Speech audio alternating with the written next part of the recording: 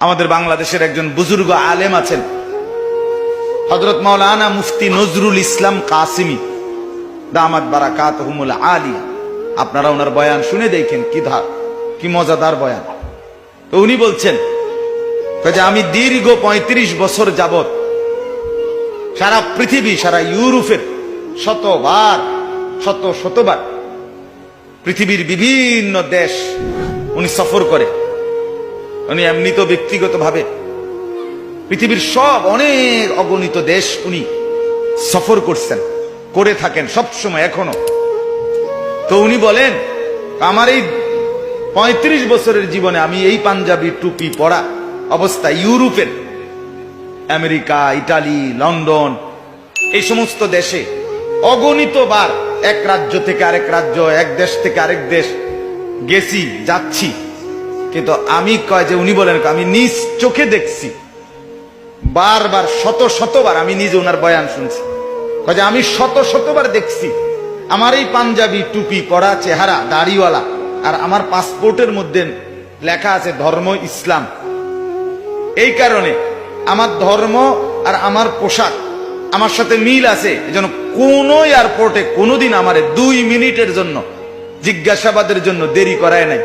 কিন্তু আমার সাথে গেছে মুসলমান পরিচয়ধারী জেনারেল মানুষ, ক্লিন শেপ, হ্যাঁ, সম্পূর্ণ ওয়েস্টার্ন ইউরোপিয়ানদের মতো চেহারা সুরত। হযরত নিজে বলছেন এমনও ব্যক্তি আছে পাসপোর্টে তো লেখা ধর্ম ইসলাম, চেহারা সুরতে ইসলামের কোনো নমুনা নাই। শুধু এই কারণে যে এই লোকটা কোনো ধোঁকাবাজ কিনা, এই জন্য 6 ঘন্টাও এয়ারপোর্টে আটকায় রাখছে। আমি এরকম অসংখ্যবার উনি বলছে আমি দেখছি। কারণ এটার পরিচয় আর এটার লেবাস কি বলে না, সেম বলে না। কিন্তু ওই বেটার ধর্ম লেখা ইসলাম, লেবাস পোশাকেও বলে এটা কি, এটাই সুন্দর, এটাই স্বাভাবিক, এটাই সাবলীল। আমরা এই যে যারা,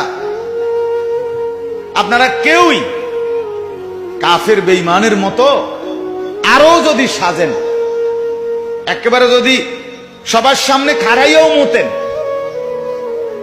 আপনার বিবি, আপনার মেয়ে, আপনার বোন যদি অর্ধ উলঙ্গ কাপড় পরেও যদি হাঁটে, আপনারা ছেলেরা যদি, তোমরা যুবক যদি কাফের বেঈমানের মতো পুরা দেহ বানাও, একেবারে লেখা রাখো বুকের মধ্যে আইএফ মেসি, অথবা আমি এই কোন কাফের না, খোদার কসম, তারপরও তুমি মুসলমান এই পরিচয় থেকে নিজেকে আড়াল করতে পারতা না। কারণ তোমার ভোটার আইডি কার্ডে লেখা ইসলাম, তোমার পাসপোর্টের মধ্যে লেখা ইসলাম, তোমার জন্ম নিবন্ধন সনদের মধ্যে লেখা ইসলাম, এটা তুমি আড়াল করবা কেমন? এটা গোপন করবা কেমনে? এটা তো পাসপোর্ট দিলেই লগ তো কম্পিউটার উঠে আসবে এর ধর্ম ইসলাম। জন্ম নিবন্ধন ফটোকপি দিবার লগে তো এটার মধ্যে উঠে আসবে এর ধর্ম ইসলাম। এজন্য ইসলামকে ত্যাগ করে, আল্লাহকে বাদ দিয়ে